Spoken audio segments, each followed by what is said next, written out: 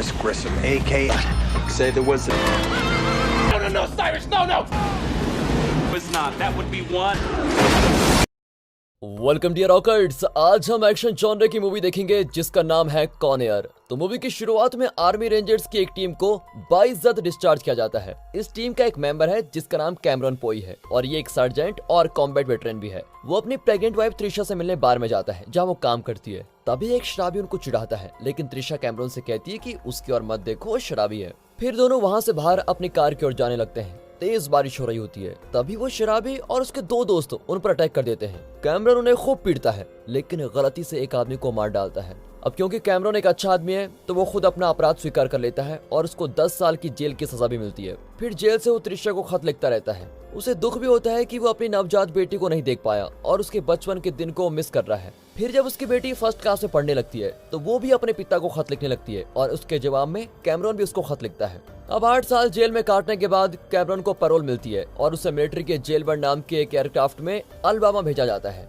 उसके साथ उसका सेलमेट माइक भी होता है जिसे दूसरे जेल में ट्रांसफर किया जा रहा है। माइक एक डायबिटिक है। अगले सीन में एक प्रिजनर ऑफिसर अनाउंस करता है कि ज्यादातर प्रिजनर्स को एक सुपरमैक्स प्रिजन में ट्रांसफर किया जा रहा है जहां बहुत ही खतरनाक क्रिमिनल्स को रखा जाता है। यूएस मार्शल विंस लर्किन इस फाइट का सुपरवाइजर होगा और इसके साथ डंकन और विली नाम के 2 ड्रग एनफोर्समेंट एजेंट्स भी वहां पर आ जाते हैं। विली एक अंडरकवर एजेंट है जो ड्रग माफिया के लीडर सिंडिनो से कुछ इन्फॉर्मेशन लेना चाहता है। अब डंकन विंस को बताता है कि सिंडिनो को एफबीआई के पास भेजने से पहले हमें उससे कुछ जरूरी इन्फॉर्मेशन ले लेनी चाहिए। विंस बताता है कि सिंडिनो को हम रास्ते में पिकअप करने वाले हैं। उसके बाद 2 घंटों के अंदर तुम्हें जो पूछना है पूछ लेना।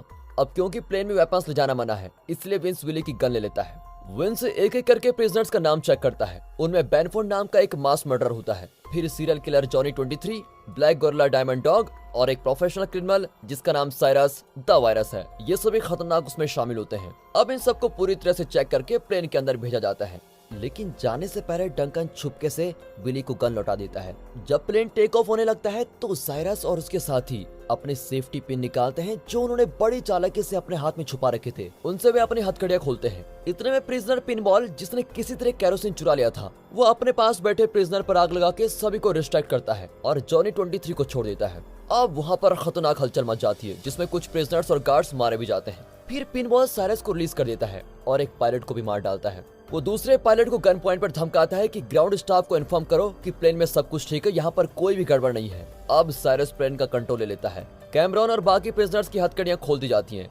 तभी जॉनी 23 सैली नाम की फीमेल गार्ड को असॉल्ट कर रहा होता है। अब ये देखकर कैमरॉन उसको पकड़कर खूब पीट देता है। अब साइरस प्रिजनर्स को इन्फॉर्म करता है कि स्केड्यूल के मुताबिक प्लेन कैटसन सिटी एयरपोर्ट में लैंड होगा। वहाँ से जो प्रिजनर्स दूसरे प्रिजन में ट्रांसफर हो रहे हैं उन्हें उतारकर दूसरे लोगों को एक ऐसे देश में ले जाया जाएगा जहाँ एक्स्ट्राडिशन का नियम नहीं है। अब विली अपनी गन निकालकर एक प्रिजनर को पकड़ लेता है। कैमरॉन उसे गन नीचे करने को कहता है। इसी बीच दूसरा प्रिजनर पीछे से उसको पकड़ने की कोशिश करता है, लेकिन विली उसको शूट कर देता है। अब ये देखकर साइरस विली को मारकर उसकी गन ले लेता है। अब पिनबॉल साइरस को बताता है कि कैटसन सिटी में एक्सचेंज करने के लिए हमारे पास गोरे प्रिजनर्स नहीं है। तभी कैमरॉन एक्सचेंज होने को तैयार हो जाता है और फैसला करता है कि बाहर जाते ही वो चिल्लाकर ग्राउंड स्टाफ से मदद मांगेगा। अब वहाँ कैलिफोर्निया के प्रिजन में इन सब के सेल्स को छान मारते हैं तो दीवारों को देखकर वे बिल्कुल चौंक जाते हैं। यहाँ प्लेन में कैमरॉन को पता चलता है कि जो लोग कैटसन सिटी में उतरेंगे उनके मुंह पर टेप लगा दिया जाएगा। वो रियलाइज करता है कि इस तरह से तो वो मदद के लिए चिल्ला भी नहीं पाएगा, इसीलिए वो वहाँ से न उतरने का फैसला करता है। जब यहाँ प्लेन कैटसन सिटी में लैंड होता है तो वहाँ जेल के गार्ड्स को साइरस के सेल में इस प्लेन का ब्लूप्रिंट मिलता है। यहाँ इमेट्स का एक्सचेंज शुरू होता है। ग्राउंड स्टाफ नहीं जानते कि प्रिजनर्स गार्ड्स के यूनिफॉर्म में है और गार्ड्स को जबरदस्ती प्रिजनर्स की ड्रेस पहना दी गई है। ऊपर से उनके मुंह भी सील किए गए हैं ताकि वो ग्राउंड स्टाफ को कुछ न बता पाए। यहाँ पर कुछ नए प्रिजनर्स चढ़ते हैं। वे हैं सिंडिनो, आल और serial killer Garland Green. Jail की अथॉरिटीज को अब पता चल गया है कि साइरस ने प्लेन हाईजैक कर लिया है। उसने एक बॉक्स में बॉम्ब भी रखा होता है और ऊपर लिखा होता है डू नॉट ओपन। विंस अपने गार्ड्स को वार्न कर ही रहा होता है कि किसी भी चीज को हाथ मत लगाओ, लेकिन इतने में एक गार्ड उस बॉक्स को खोल देता है और पूरा कमरा एक्सप्लोड हो जाता है। अब कैटसन सिटी में गार्ड्स को एक प्रिजनर के पास कैमरॉन का एक टेप रिकॉर्डर मिलता है। दरअसल ये प्रिजनर नहीं गार्ड है। वे प्लेन को रोकने की कोशिश करते हैं लेकिन नाकाम रहते हैं। यहाँ पिनबॉल इस प्लेन के ट्रांसपोंडर की जगह किसी दूसरे प्लेन का ट्रांसपोंडर लगाता है, लेकिन रिकॉर्ड करते हुए वो गिर जाता है। अगले सीन में विंस डंकन को डांटने लगता है कि मेरे मना करने के बावजूद विली प्लेन पर गन लेके क्यों गया, उसी की वजह से मिशन फेल हो गया है। फिर वे प्लेन के ट्रांसपोंडर को फॉलो करने लगते हैं, लेकिन वे ये नहीं जानते कि ट्रांसपोंडर्स की अदला बदली हो चुकी है। विंस प्रिजनर्स के प्लेन को रेडियो मैसेज भेजता है तो साइरस पूछता है कि तुम्हें मेरे प्लेन का पता कैसे चला। तो विंस बताता है कि तुम्हारे सेल में जेलबर्ड प्लेन का ब्लूप्रिंट था और उसी से मुझे पता चला। विंस उससे पता लगाने की कोशिश करता है कि ये कहाँ जा रहे हैं, लेकिन साइरस विंस को कुछ भी नहीं बताता। अगले सीन में कैमरॉन की पत्नी और बेटी को एक यूएस मार्शल इस घटना के बारे में इन्फॉर्म करता है और उन्हें विंस के ऑफिस में लेके जाता है। विंस को लगता है कि कैमरॉन हमारी मदद कर सकता है। डंकन कहता है कि हमें उस प्लेन को शूट कर देना चाहिए, लेकिन विंस उसकी बात को नहीं मानता।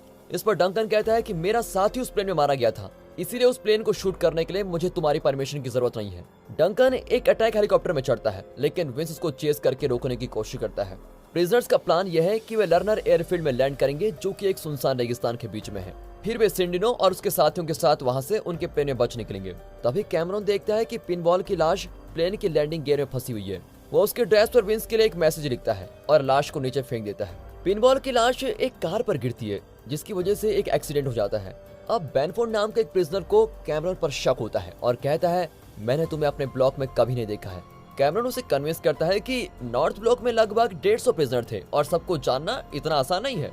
यहाँ कैमरॉन की पत्नी और बेटी कैजी विंस के ऑफिस पर पहुंचती है तो विंस बताता है कि प्लेन को सेफ लैंडिंग करवाने के लिए हम पूरी कोशिश कर रहे हैं। फिर विंस त्रिशा से पूछता है कि जब कैमरॉन को क्रेजेंट सिटी में उतारकर बचने का मौका मिला था तो वो क्यों नहीं उतरा। त्रिशा बताती है कि कैमरॉन इतने साल बाद अपनी फैमिली से मिलना चाहता है, इसलिए वो क्रेजेंट सिटी में नहीं उतरा होगा। फिर जब विंस को पिनबॉल की लाश के बारे में पता चलता है तो वो रियलाइज करता है कि डंकन जिस प्लेन को चेस कर रहा था वो गलत प्लेन था। अब वो लर्नर के लिए निकल पड़ता है। यहाँ बेडफोर्ड प्लेन के कार्गो को सर्च करता है तो उसे कैमरॉन का पैरोल लेटर मिलता है, जिससे उसे कैमरॉन की असलियत का पता चल जाता है। उसे एक टॉय बनी भी मिलता है जो कैमरॉन अपनी बेटी के लिए लेके जा रहा था। इतने में कैमरॉन वहां पर आ जाता है और दोनों के बीच की लड़ाई में बेडफोर्ड मारा जाता है। आखिर डंकन को भी पता चल जाता है कि वो गलत प्लेन को चेस कर रहा था और वो भी लर्नर की ओर बढ़ जाता है। जब विंस लर्नर पहुंचता है तो कंट्रोल टावर ऑपरेटर मरा पड़ा होता है। तभी प्रिजनर के प्लेन की बहुत ही बुरी लैंडिंग होती है और वहां सिंडिनो का कोई प्लेन नहीं होता। कैमरॉन साइरस को वार्न करता है कि गार्ड्स को मारना बंद करो, हमें उनकी जरूरत है। तुम सिंडिनो जैसे सेल्फिश और धोखेबाज के भरोसे यहाँ आ गए। अगर हमारे पास हॉस्टेजेस के तौर पर ये गार्ड्स भी ना रहे तो पुलिस हम सबको मार डालेगी। साइरस को उसकी बात ठीक लगती है और अपने आदमियों से कहता है कि प्लेन में और फ्यूल डाल दो, हमें यहाँ से निकलना होगा। इसी बीच जॉनी 23 देखता है कि नेशनल गार्ड की कुछ गाड़ियां उनकी तरफ आ रही हैं और वो सबको अलर्ट कर देता है। अब कैमरॉन माइक को इंसुलिन इंजेक्शन लगाने के लिए एक सिरिंज ढूंढने जाता है, लेकिन इतने में सिंडिनो के आदमी उसको पकड़ लेते हैं। तब विंस भी वहां पर आता है और दोनों मिलकर सिंडिनो के आदमियों को मार डालते हैं। तभी सिंडिनो एक सीक्रेट प्राइवेट जेट में बचने की कोशिश करता है, लेकिन विंस उसको रोक लेता है और साइरस उसके प्लेन के फ्यूल में आग लगाकर सिंडिनो को मार डालता है। तब ग्रीन एक छोटी लड़की से मिलता है, लेकिन वो उसको मारना नहीं चाहता। वहाँ के कार्गो में इन्हें फुली लोडेड शॉटगन्स और राइफल्स मिलते हैं और फिर इतने सारे वेपन्स लेकर वे अटैक की तैयारी करने लगते हैं। दूसरी ओर कैमरॉन को ट्रक के नीचे एक बुजुर्ग आदमी मिलता है जो बताता है कि फायर ट्रक में सिरिंज है। अब जैसे ही नेशनल गार्ड्स वहां पर पहुंचते हैं तो इनमेट्स उन पर हमला करने लगते हैं। विंस एक बुलडोजर को शील्ड बनाकर बाकी ट्रूप्स को प्रोटेक्ट करता है। इसी बीच कैमरॉन जॉनी 23 को खूब पीट कर हथकड़ी लगा देता है, क्योंकि वो फिर सैली से गलत बर्ताव करने लगा था। अब जो इनमेट जिंदा बचते हैं वे प्लेन में बच निकलते हैं। जब बेडफोर्ड की लाश मिलती है तो सबको कैमरॉन की असलियत का पता चल जाता है। अब साइरस उसको धमकाने के लिए सैली पर गन तान कर डराने लग जाता है, लेकिन माइक कहता है कि असली गद्दार मैं हूँ। साइरस माइक के पेट में शूट करके कैमरॉन की बेटी का लेटर पढ़ने लगता है। विंस और डंकन अटैक हेलीकॉप्टर में आकर प्लेन के फ्यूल टैंक को डैमेज कर देते हैं। तब कैमरॉन कुछ और प्रिजनर्स को मार डालता है और खुद प्लेन को कंट्रोल करने लगता है। वो आल को ऑर्डर देता है कि मैकरन इंटरनेशनल एयरपोर्ट में लैंड करो, लेकिन इंजन इतने डैमेज हो चुके हैं कि वे लॉस वेगस में क्रैश कर जाते हैं और कुछ प्रिजनर्स वहीं मर जाते हैं। कैमरॉन माइक के लिए मेडिकल स्टाफ को बुलाता है। सैली भी कैमरॉन को थैंक करती है, क्योंकि कैमरॉन ने उसे जॉनी 23 से बचाया था। अब साइरस और उसके 3 साथी फायर ट्रक पर बच निकल रहे होते हैं। यहाँ विंस और कैमरॉन पुलिस मोटरसाइकिल्स पर तेजी से उनका पीछा करते हैं और उनके इस चेस में बहुत कुछ डैमेज हो जाता है।